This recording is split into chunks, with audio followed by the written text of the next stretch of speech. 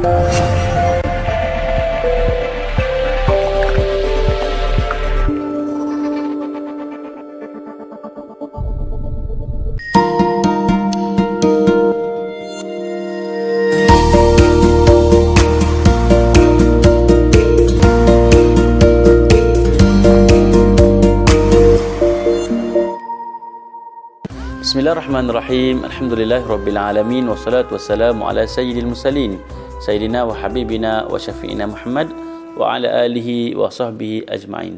Ada beberapa contoh fikrah-fikrah yang bertentangan dengan fikrah Islamiah. Yang pertama, fikrah pluralism. Apa itu fikrah pluralism? Fikrah pluralism adalah satu pemikiran yang menganggap semua agama adalah sama.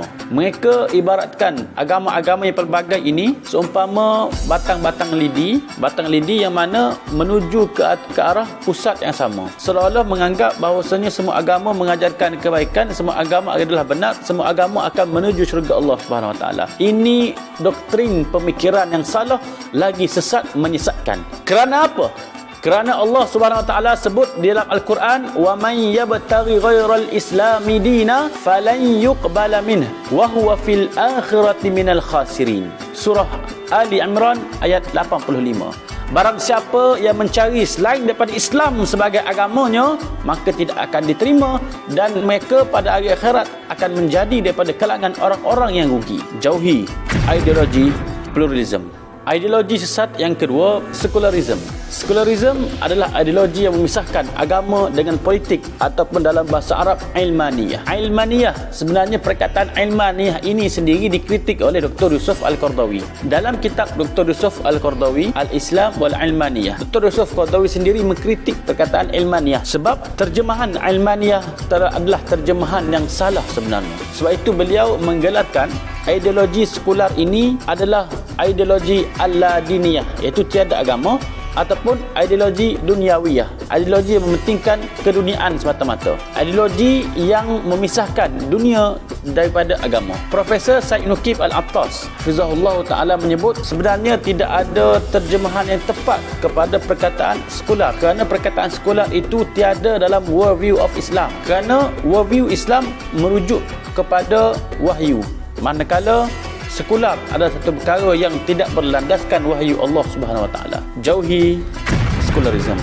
Yang ketiga, ideologi liberalisme. Ideologi liberalisme merujuk kepada pemahaman bahawa kebebasan dan persamaan hak adalah nilai yang paling tinggi. Kebebasan itu sendiri bukanlah tangga untuk mencapai tujuan politik, tetapi ianya adalah tujuan politik yang paling tinggi. Lihatlah bagaimana pemahaman mereka terhadap liberalisme ini. Ideologi liberalisme bercanggah dengan prinsip Islam. Islam mengatakan bahawasanya al-ghayatu la tubarri'ul wasilah.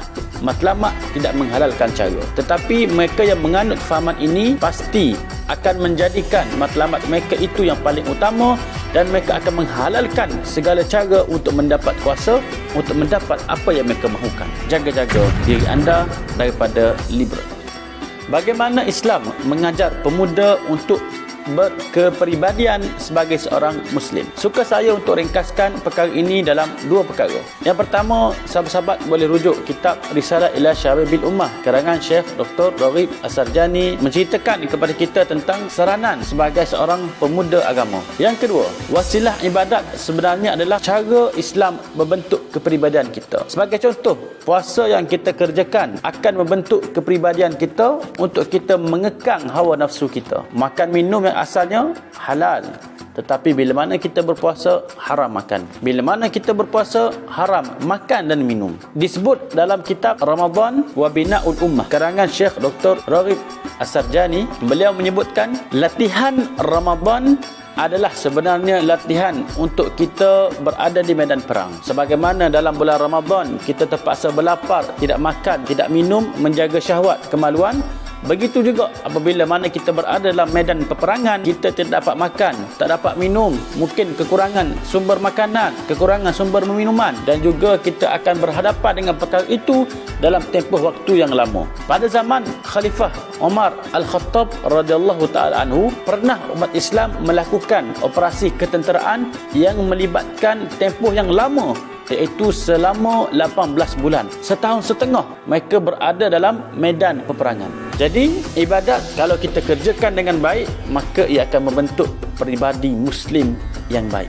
Kaitan fikrah Islamiah dengan akidah, fiqh, syariah dan juga tasawuf. Kesilapan dalam memahami fikrah Islamiah yang sebenar terkadang boleh menjerumuskan kita ke lembah kesesatan dalam akidah. Boleh menyebabkan akidah kita gugur. Sebagaimana yang telah kita sebutkan tadi, ideologi pluralism menyebabkan seseorang itu jatuh kepada kufur. Kerana ar-ridha bil kufri kufrun. Redha dengan kekufuran itulah kekufuran. Yang kedua, dari sudut fiqh, terkadang gagalnya kita memahami fikrah Islamiah yang sebenar yang menyebabkan pandangan-pandangan dalam fiqh suka kepada pandangan-pandangan yang longgar sehingga keluar daripada mazhab-mazhab yang muktabar. Mereka suka mengambil pandangan-pandangan yang ringan, disebut sebagai tasahul fil ibadah. Berlakunya talfik mazhab, percampuran mazhab yang tidak dibenarkan mengikut pandangan syarak, sehingga keluarnya pandangan-pandangan yang teruk daripada mereka. Sebagai contoh, mereka menyebut bahawasanya Al-Quran perlu ditafsirkan semula. Ya benar, jika mereka yang tafsirkan itu ada keahlian, kita terima, salimna. Akan tetapi mereka ini tiada kemampuan dan juga tiada kemahiran sebenarnya dalam mentafsirkan Al-Quran. Yang ketiga, dari sudut tasawuf, terkadang bila mana gagal memahami fikrah Islamiah yang sebenar boleh menyebabkan lahirnya furuk-furuk tasawuf yang menyeleweng. Misalnya, mereka menganggap solat hanya cukup dengan hati, tidak dengan perbuatan. Lahirnya pemisahan antara syariah dengan hakikat. Lahirnya golongan yang mereka gelarkan diri mereka ahli makrifat. Ahli makrifat apa tak solat? Yang akhirnya mereka meninggalkan syariat. Sekian saja daripada saya. Siru ala barakatillah. Wassalamualaikum warahmatullahi taala wabarakatuh. Fikrah dijaga, ibadat terpelihara, hidup pasti diredha.